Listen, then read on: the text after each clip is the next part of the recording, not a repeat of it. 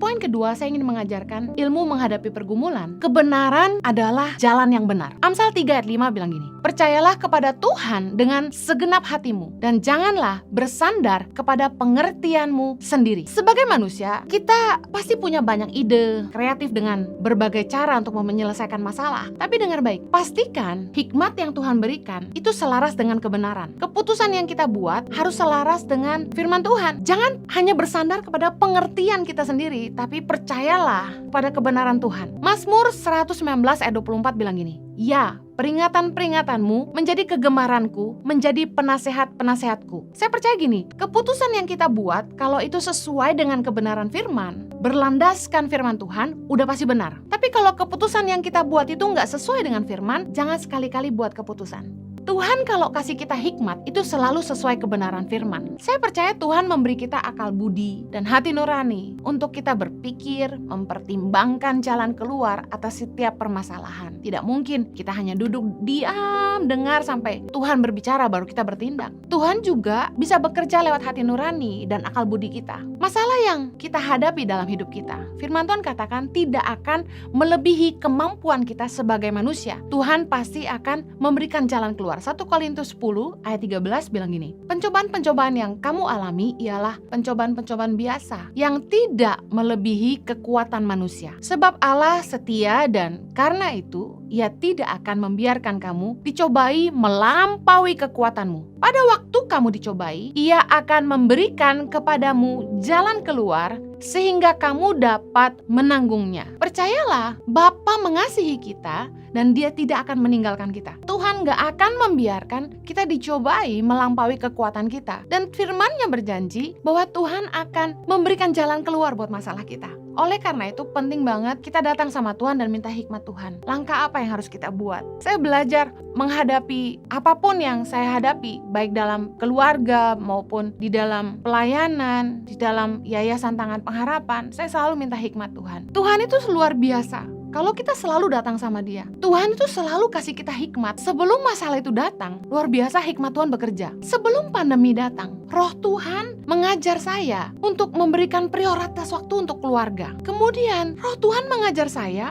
untuk fokus kepada pelayanan online, untuk mulai mengerjakan pelayanan lewat YouTube. Kemudian saya taat dan memulai itu di Mei 2019.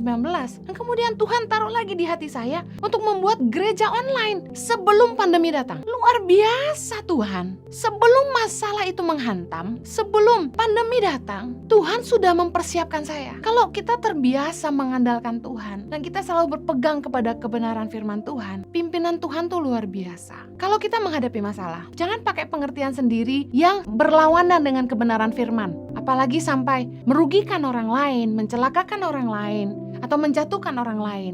Saya yakin hikmat yang dari Tuhan ketika kita harus menghadapi masalah apapun, pasti hikmatnya itu sesuai dengan kebenaran firman. Firman Tuhan harus selalu jadi landasan dalam setiap pertimbangan hati kita, bukan pengalaman kita. Firman Tuhan harus selalu jadi acuan dalam setiap keputusan. Tahukah Anda Alkitab itu kaya dengan segala masalah kehidupan? Alkitab itu manual book untuk kehidupan kita. Seperti barang kalau sudah tidak berfungsi, kita biasanya langsung baca manual booknya. Sama dengan hidup kita. Firman Tuhan adalah pegangan, landasan. Aduh, saya tuh kalau sudah dikasih hikmat sama Roh Kudus untuk nyampein khotbah apa, heran saya. Ada aja ayatnya, sampai saya geleng-geleng. Ayat-ayat yang saya gak pernah temukan sebelumnya, saya temukan ketika Tuhan bicara. Keren banget firman Tuhan. Boleh gak kita minta nasihat dari orang lain? Boleh. Kita boleh minta nasihat dari orang-orang benar yang mengerti keadaan kita, sungguh-sungguh mengenal kita, mengasihi kita, dan peduli sama hidup kita. Jangan serta-merta datangi hamba Tuhan yang tidak mengenal kamu dengan benar. Dengarkan nasihat yang sehat.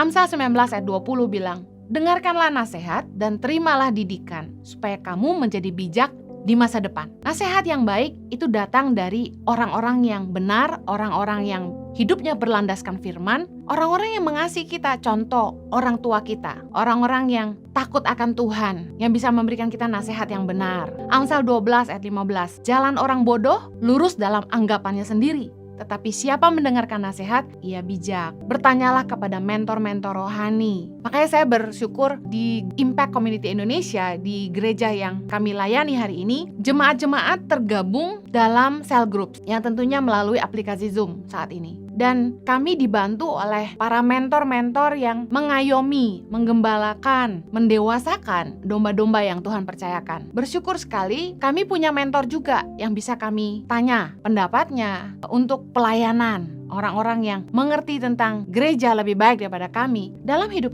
kita perlu punya mentor. Oleh karena itu, saran saya tergabunglah dalam komunitas yang sehat. Komunitas yang bisa membuat Anda bertumbuh. Bagaimana Anda mau pastikan komunitas itu sehat? Imanmu dibangun, hidupmu berbuah. Itu komunitas yang sehat.